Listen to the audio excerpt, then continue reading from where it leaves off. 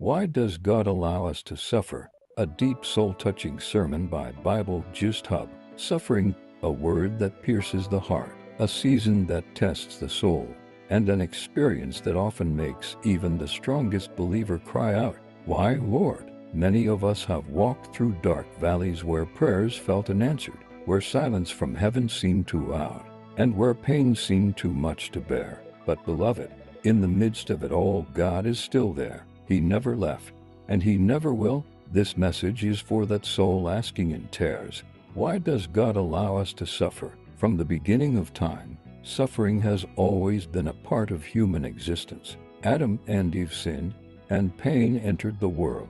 In Genesis 3:17-19, God told Adam that the ground would bring forth thorns, and that man would eat by the sweat of his brow.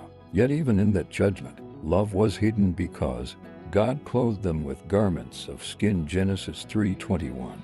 This means that even in pain, God covers us with grace. Sometimes, suffering is not a punishment, but a preparation. Job is the perfect example. Job was righteous, God-fearing, and blameless. Yet he lost his wealth, children, and health. He sat in ashes, scraping his sores, while people mocked him. But listen to this. God was not destroying Job. He was refining him. In Job 23:10, Job said, "But He knows the way that I take. When He has tested me, I shall come forth as gold." Child of God, that fire you are passing through is not to burn you, but to purify you. There are moments when suffering teaches us dependence. Apostle Paul wrote in 2 Corinthians 12:9 that he pleaded 3 times for God to remove his thorn. But the Lord said, "My grace is sufficient for you, for my strength is made perfect in weakness." Some thorns remain not to torment us, but to remind us that we cannot do life without God.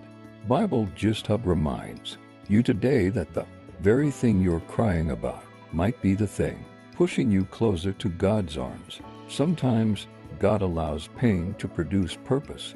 Joseph suffered betrayal, slavery, and imprisonment. Yet in Genesis 50:20 he declared to his brothers, "You meant evil against me, but God meant it for good."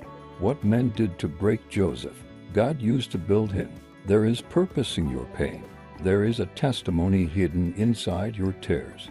There is divine transformation waiting behind every trial. Let's not forget, Jesus himself, the Son of God, suffered more than anyone could ever imagine. He was despised, rejected, beaten,